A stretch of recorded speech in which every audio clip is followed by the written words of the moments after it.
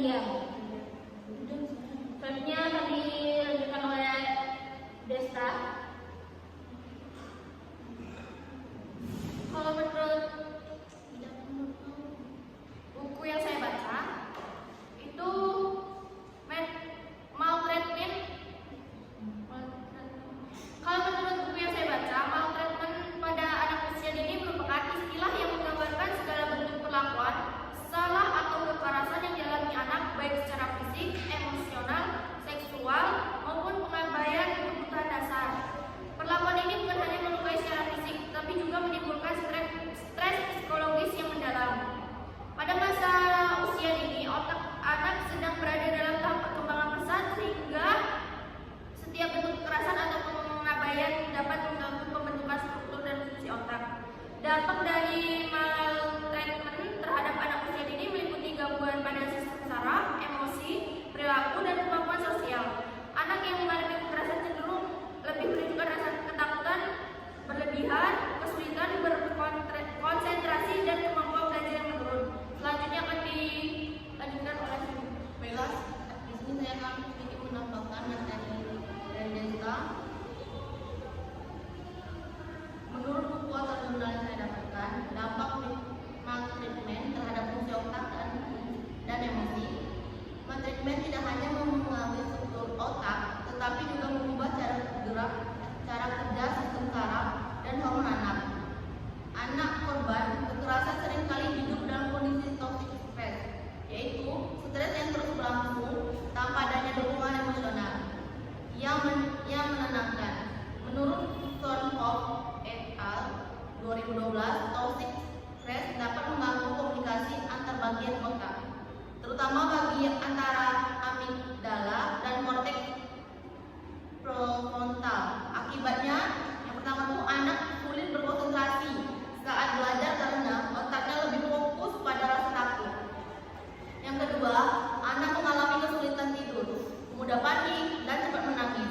Yang ketiga, anak menjadi agresif atau sebaliknya, menutup diri dan tidak mau berinteraksi. Yang keempat, dalam jangka panjang, anak beresiko mengalami depresi, gangguan kecemasan, atau PTSD, yang bahasa Inggrisnya post traumatic stress disorder. Adapun dampak sosial dan perilaku jangka panjang, yang dimana perubahan struktur dan fungsi otak akibat maltreatment dapat mempengaruhi perilaku sosial anak hingga dewasa. Adapun dampak jangka panjang yang sering muncul yaitu yang pertama gangguan kelekatan, yang dimana anak menjadi sulit mempercayai orang lain karena mengalami pengalaman masa kecil yang penuh ketakutan. Menurut jurnal Breyer dan Elliot tahun 2019. Yang kedua, perilaku agresif atau antisosial, yang dimana anak itu mudah marah, melawan aturan, dan menunjukkan perilaku menyakiti orang lain. Yang ketiga, kesulitan mengenali dan mengekspresikan emosi. Anak lebih sering meniru perilaku kekerasan yang dialaminya dan tidak memahami cara menyalurkan emosi dengan sehat. Dan yang terakhir, siklus kekerasan antar generasi. Jika tidak diintervensi, anak korban kekerasan dapat tumbuh menjadi orang tua yang melakukan kekerasan terhadap anaknya di masa depan. Baiklah, itulah materi saya, akan dilanjutkan kepada rekan saya yang pertama ini. Baiklah, menurut buku yang saya baca, kerusakan area otak kunci atau stres kronis yang dialami anak menyebabkan disregulasi pada sistem sel tubuh atau akses HPA. Mempelajari otak dengan hormon stres seperti kortisol, hal ini terbukti secara ilmiah dapat menyebabkan pengurangan volume neuron di area penting seperti hipokampus yang berfungsi vital dalam memori, pembelajaran, dan regular emosi. Selain itu, amigdala, pusat pengatur respon rasa takut dan emosi, menjadi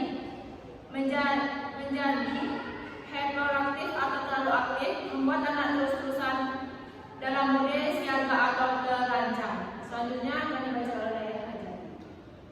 Baiklah, di sini dampak maltreatment itu ada dampak buruknya. Salah satunya dampak buruknya adalah dampak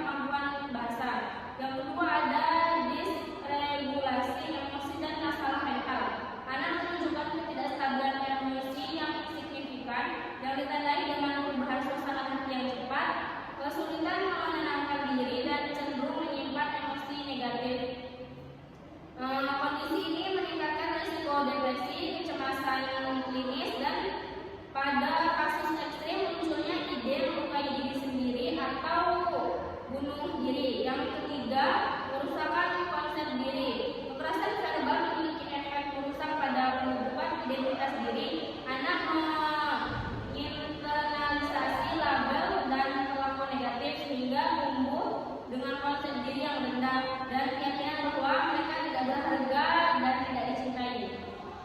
Demikianlah penjelasan dari kami. Kami akhiri.